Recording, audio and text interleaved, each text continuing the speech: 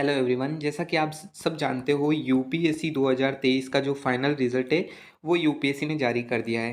अब आप जानते हो इंग्लिश मीडियम से तो आदित्य श्रीवास्तव सर जो है टॉपर रहे हैं, लेकिन हिंदी मीडियम से मोहनलाल सर टॉपर रहे हैं। ठीक है, वो हिंदी मीडियम से उनकी हम जो आंसर राइटिंग कॉपीज़ है वो देखने वाले हैं, यानी कि उन्होंने किस तरीके से क्वेश्चन के आंसर को लिखा, क्या उन्होंने की पॉइंट रखे थे अपने आंसर में, ये सारी डिटेल हम इस वीडियो में देखेंगे।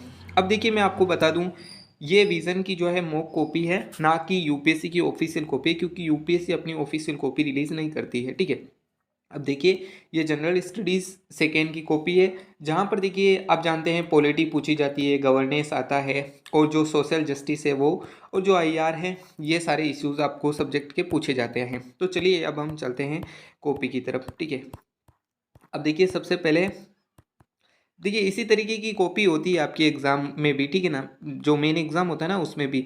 अब देखिए सबसे पहले प्रश्न में जो है क्या पूछा गया है कि उपयुक्त उदाहरणों की सहायता से चर्चा कीजिए कि पर्यावरणीय दबाव समूह भारत में पर्यावरण नीतियों के संबंध में सार्वजनिक भागीदारी और अनुक्रियाशीलता को कैसे बढ़ाते हैं।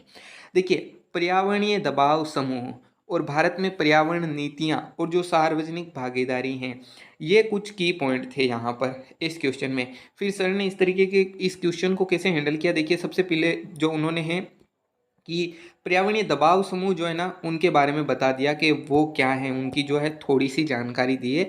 बाकी यहाँ पर क्योंकि देखिए 10 मार्क्स का क्वेश्चन है, 150 मार्क्स में सब कुछ मैनेज करना है, तो किस तरीके से आपके जो शब्द होने चाहिए ना वो शब्द इस तरीके के होने चाहिए कि शब्द भले ही छोटा हो लेकिन उसकी जो गहराई है, उसका जो अर्थ है वो इतना विस्तृत होना चाहिए कि एग्जामिनर को, जो कॉपी चेकर होते हैं, उनको उसके बारे में सब कुछ पता चल जाए।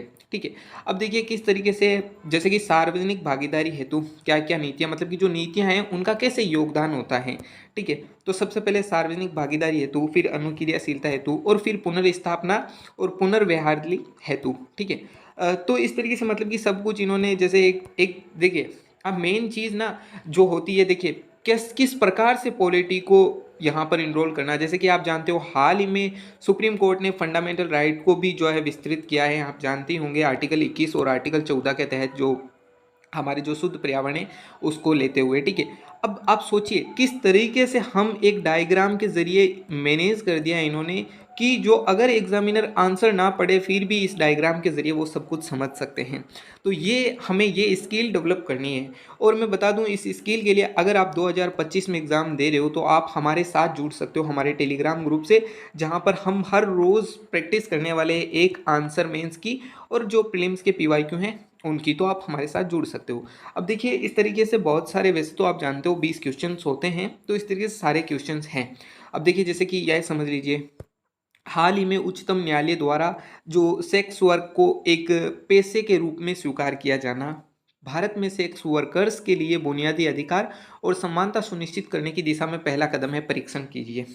तो इस निर्णय में क्या क्या मेन की पॉइंट रहे थे, आपको बस उसको समझना। देखिए क्या, पहला मुद्दा है बुनियादी अधिकार और समानता सुनिश्चित करना। तो अब आपको इन नज़रियों के जरिए इस क्वेश्चन को सोल्व करना है। तो इस तरीके से आप ये पूरी कॉपी हमारे जो टेलीग्राम ग्रुप है वहाँ पर ले सकते हो, इसे अच्छे से पढ़ सकते हो। क्योंकि आप जानते हो अगर इस तरीके से मैं एक एक क्वेश्चन को एनालिसिस करूँगा तो उसमें बहुत ज़्यादा टाइम लगेगा, लेकिन हाँ, जो नेक्स्ट कॉपी होगी उसे हम बहुत ही अच्छे डिटेल में एनालिसिस करेंगे।